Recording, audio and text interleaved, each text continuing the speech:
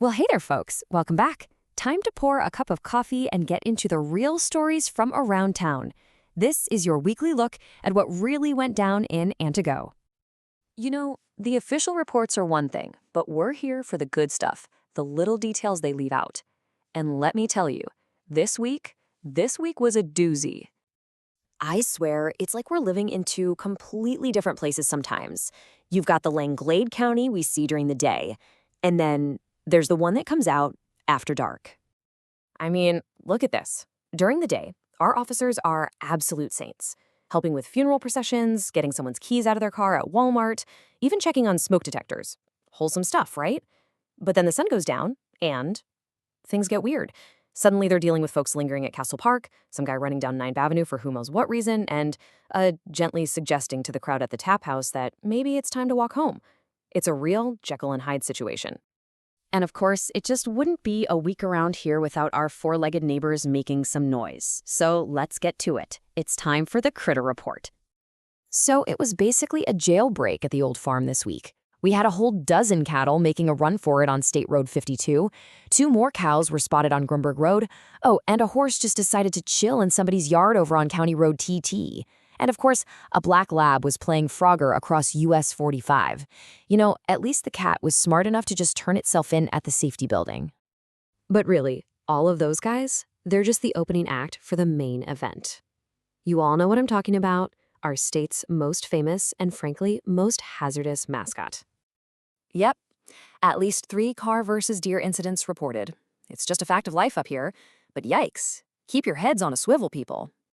All right, moving on from the critters to to us. This next bit is dedicated to those moments where you just gotta shake your head and admit, yeah, that was me. Oops. You cannot make this stuff up. The accidental 911 calls this week were top tier. Sure, you got your standard butt dials and Apple Watch mistakes, but we also had an emergency call triggered by kids playing basketball.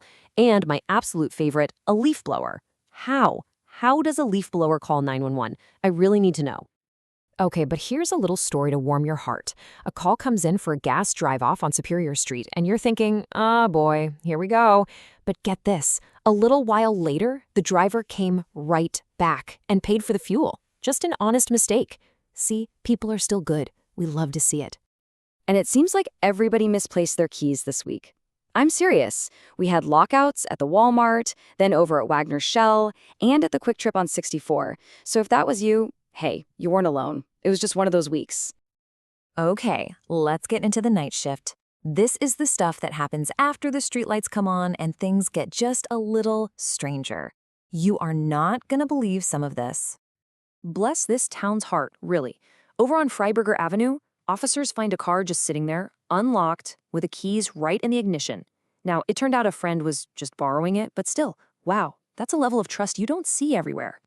But here it is, the big mystery of the week. There was a call about something suspicious on 5th Avenue Road. Someone found a towel.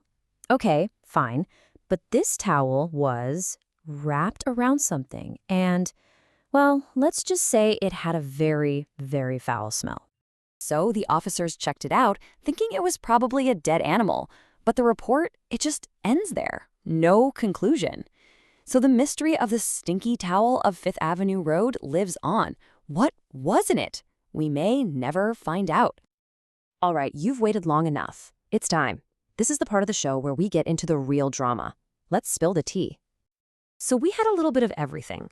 Some disorderly conduct up at the high school, a package got swiped from a porch on 3rd Avenue, the usual harassment complaints. But my favorite neighborly dispute? A car got hit with some BBs, and the neighbor's son came over and admitted he did it by accident while hunting. At least he owned up to it. Classic. But listen, all of that's just an appetizer. The award for the single most baffling, head-scratching, wait, what moment of the week absolutely goes to this next one.